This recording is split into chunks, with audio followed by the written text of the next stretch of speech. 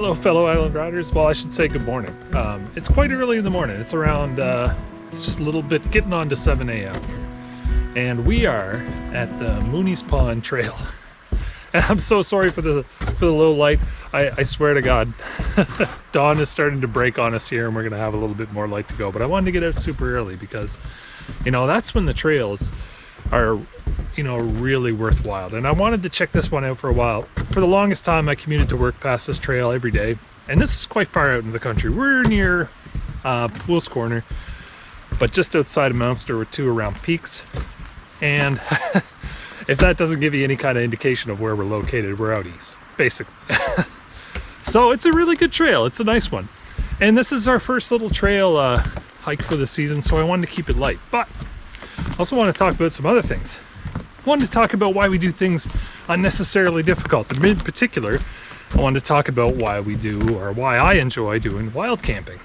So we'll talk a little bit about wild camping today on the episode. But first, before we get to that, let's have a look at what we're getting into. Let's take a look at the maps. Let's take a look at the stats, and I'll pick you up once we're done that. Mooney's Pond is located just off the highway in an area known as Peaks. While short, this trail is incredibly well built and includes a lot of boardwalked areas and treed-in pathways. But the brevity of this trail and its accessibility are 2 of its best qualities. Without requiring a lot of time commitment, this trail makes an excellent way to clear the head at the end of the day or start your day off right in the morning. Today, we'll take a look at the main trail that goes around the pond, and we'll cover a little bit less than 2 kilometers.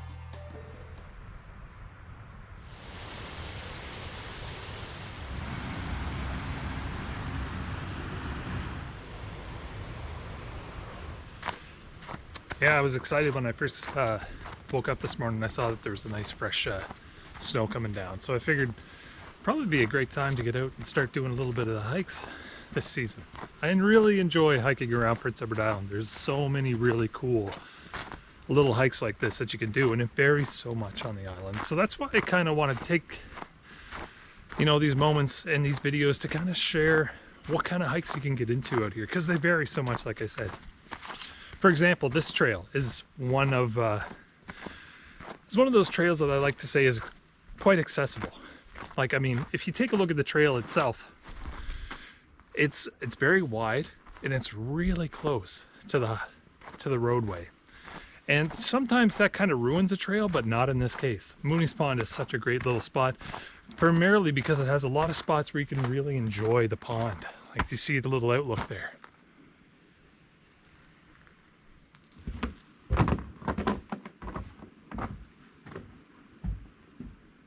So of course, as dawn starts to break and as we get a little bit more light here and there, we'll be able to see a little bit more of this trail, and I'll make sure to get you guys a really good look. But I figured it'd be neat to come out while it's still dark too, you know, shake it up a little bit. I like to hike in the middle of the night sometimes. Well, not in the middle of the night, but like, you know, when it's dark, in those weird, inopportune times. Because oftentimes when we start doing, you know, things like hiking and camping, we do the easy stuff first, and then we always want to excel. Just like anything, you want to get a little bit better at it as you go along, so you keep challenging yourself. Well, that brings me to wild camping. So why do we go out and try to find a camping situation that's a little bit more difficult than a campground, or a little bit more difficult than, like, you know, your traditional camp style? And like, what is wild camping in general? Well, let's talk a little bit about that. So wild camping is definitely not traditional camping. And what makes it wild? I think the idea of what makes it wild camping is just the fact that you're out in the wild, as opposed to in a campground. You know, this is the type of camping that involves a very light loadout, a very small camping loadout. So a lot of people who do wild camping prefer to go with hammocks, which is like, you know, what I like to do. But you could definitely use tents as well. Now, the reason why I'm kind of bringing this up is because around the same time that this is being released, we're in our long trip series for this season along the Witches River, where we did wild camp both nights that we were out. And Clyde has a really, really good setup for that. He has a really good, like, you know, wild camping setup that uses a tent, and it's quite effective actually. I quite enjoy it. So essentially it's camping not on a campground and really like trail side almost. So the idea is that like you get into someplace like this. Well, you wouldn't camp here. This is a regular trail, but you would get off to the side of the trail and look for an area that has just about enough clearing for you to set up camp while also being able to, you know, have some sort of comfort.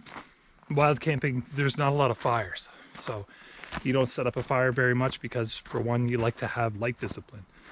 And what that means is you just have a lot of low light. You don't use a lot of heavy lights, and basically you want to reduce the impact of your presence as much as possible while you do it as well.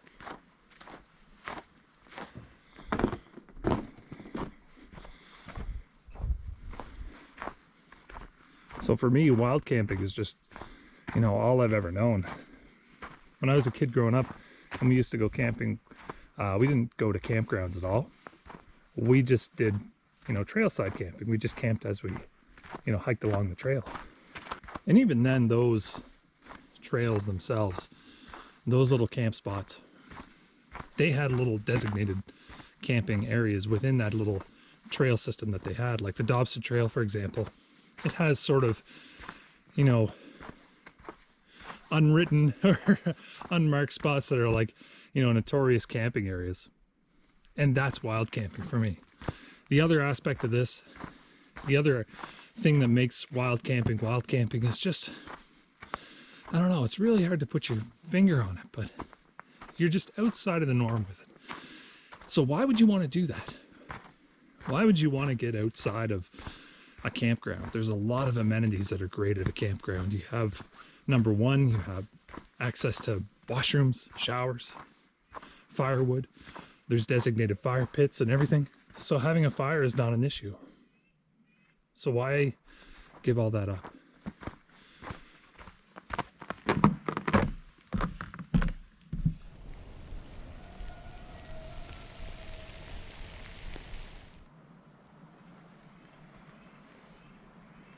That's one thing that I really enjoy about early mornings. This is really why I wanted to come out here to talk about this today, because that's one of my number one reasons why I like wild camping. And it's the stillness of the woods, especially in the morning, when you can start to hear everything start to wake up. When you get into camp and you know it's just yourself in the woods, for me, you know, nothing beats that. And I love that feeling every time I go out. I remember on Witches River when me, Clyde, and Brandon, and we got into camp every night was one of the best times, because it was then that we could just kind of really chill out and know that it was just ourselves, and we could just hang out and tell stories. And just getting away from the traditional campgrounds and hotels and motels. I've stayed in a lot of that stuff. And, you know, I've just, number one, I'm tired of it, I guess. And number two, whenever I do go into the woods, into the field, like for Work Point 2.0, it just feels familiar. It feels way more familiar to go out into the middle of the woods, find some dead end, and just enjoy that. So that's why I like wild camping. And like I mentioned with Work 2.0, it's very similar to there. I mean, there have been times, you know, where I have been in cases where I just haven't had a lot of time to like set up a full camp. So I end up sleeping on the side of the road, basically. And Work 2.0 is the Army, by the way, in case you guys haven't figured that out yet. Anyway, there's some really cool parts of this trail coming up. So I'm gonna just kind of let the camera roll a little bit while we take a look at that stuff, because it's really neat.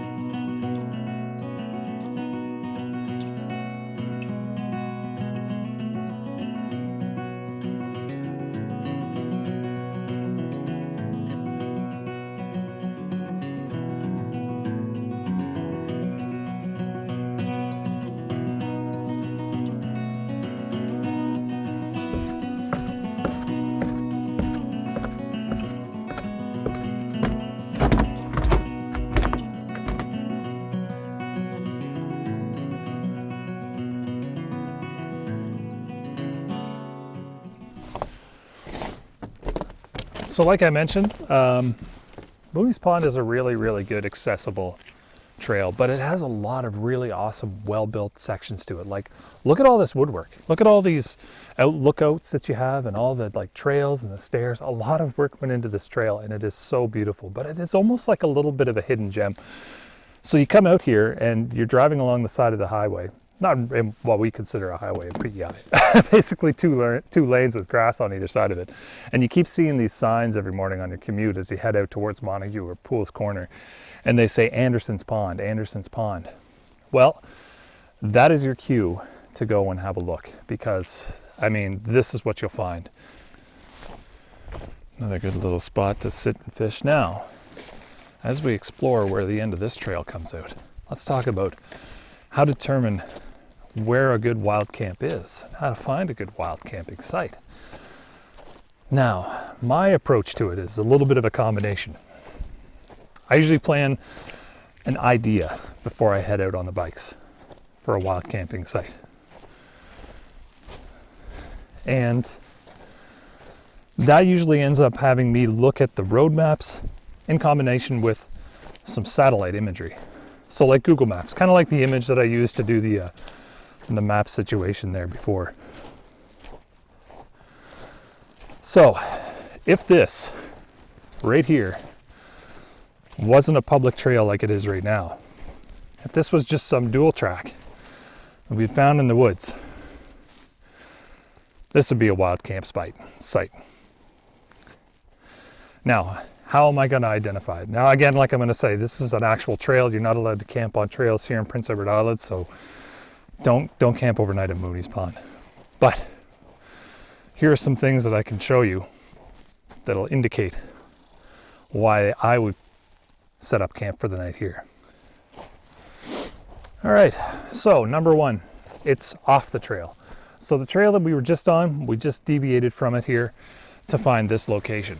And number two, it's a dead end pretty much. Now there is a trail that goes off to that way, and there is a little bit of a cart path road that goes that way. But if I were to come upon this on the bikes, and I saw like a dead end like this, that would give me two really good advantages. Number one, I'm away from the trail, so I'm away from people finding us. Not that we want to stay hidden. I can tell you, there have been a lot of times where I've gone wild camping and I've run into like big groups of people, and that's been great. It's always ended up in us having a good time, meeting new friends. So, but it does give you the distinct advantage of the fact that you're just not going to be around. The seclusion element of wild camping that makes it so, enjoyable is maintained. Second, people have camped here before. Check this out. Charred wood. There was a campfire here. So that's a big deal. That's a really good thing. And number two, as I'm scanning around this area, it's quite wide open, and there's a lot of good areas for either a tent, or if you dig into the trees here in a little bit, there's good areas for a hammock. And I don't see a lot of animal sign, which is a real big deal. Let's go into what that looks like and why we should care about it. So when you look into a wild camp, and when you get settled in, you need to start looking for signs of animals. Big signs, little signs, keeping an eye out. Now, let's take a look at this right here. There, do you see that? That's not a footpath. That's a path that's been carved by animals, like just going in through there. Now on Prince Edward Island, we have the distinct advantage, a real big advantage of the fact that there's nothing bigger than a coyote out here. There are no wolves on Prince Edward Island. There are no bears or moose or deer or anything like that. So it makes wild camping a relatively safe endeavor. Even coyotes, they are like super weak. But if I saw something like this, I would not camp near this because I knew this is a regular traffic route for foxes, raccoons, skunks, everything. And really when I get out camping like that, I do not want to upset their routine. I don't want to get into their living space at all. Now, let me show you a couple other examples. This was from Witches River when we were checking out our wild camp scenario there at the end of the abandoned airstrip. Now, we went down to this little clearing and we saw a lot of ferns. And number one, I didn't like the high growth. The reason why I didn't like the high growth is because everything that lives underneath of the high growth. A lot of ticks, not a good scene. Also, there weren't a lot of great spots to put a hammock up, but that wasn't a big concern for me either because I could just work that out by making up an improvised shelter. However, what I did see was this big area, this big gap of laid down grass. That means a large animal laid down for the night here, or laid down in the rain, which means there is large animal activity. I don't care what kind of animal it is, it's large, so I'm not staying here. This is a routine area for an animal, and I'm not interested in being here, so I backed away. Now, another thing to keep in mind, tracks and scat. Look for animal tracks around the area. So when we moved into this location and decided this was a good area, we spotted the moose tracks. Now, if anybody knows anything about moose in Canada, is they are actually quite dangerous. So when I checked this out, number one, I got a little bit of a red flag, but I could see by the trail that these were super old, and it was very unlikely that they'd be in this area with us here tonight, especially when this area is so old, these tracks are so old, the cut is so old, it just didn't look like it was going to be an area that the moose would travel. So that was that. We decided to stay.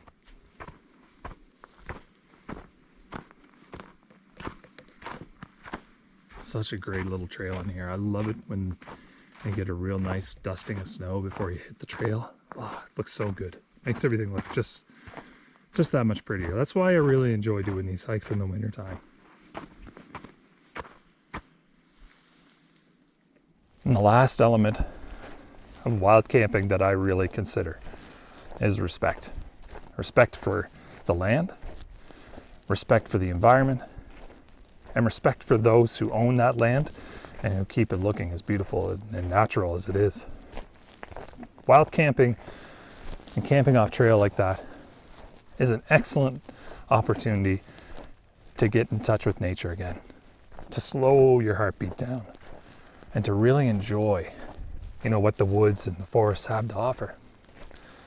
But you lose that instantaneously, like almost immediately when you begin to disrespect it and to trash it and to leave signs and to leave garbage all over the place. And that's never cool. Plus, if you're on somebody's land, which you likely are, let's be honest here. I mean, not everything is public land or Bureau of Land Management land, BLM land, or, Crown land. And you don't want to make life harder for those people. So you want to keep the amount of trace that you leave, the amount of impact that you leave. And that's a big part about this, impact. You don't want to have an impact when you go in there. So you want to leave it really low key. So if you're going in on the bikes, don't just ride the bikes right into the woods. Leave them off to the trail side. And, when you are sleeping, if you do have a hammock, use hammock straps. Don't just nail and screw stuff into trees. That kills trees, eh? Like if you were to just take a screw or some hook or something and put it in here, that's bad. You can buy tree straps that'll go around the tree and be safe for them. And avoid hacking away at saplings. Sometimes you'll have this great camp spot and you'll be like, oh, if that little tree wasn't there, maybe I'll just cut it down. Don't do that. Let that tree grow. Let that be the forest for the next generation of wild camping. Anyway, we're almost to the end of this trail, so I think what we'll do is we'll finish it out, and then I think I'll have a coffee.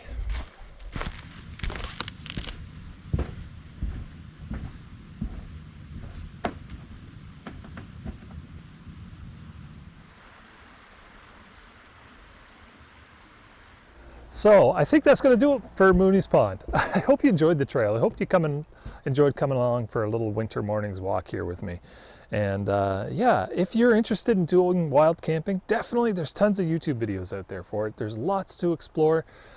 I definitely recommend doing it. It's definitely a great way to get reconnected with nature. And just to add a little bit more, challenge, a little bit more of an interesting element to your camping and to your adventures overall.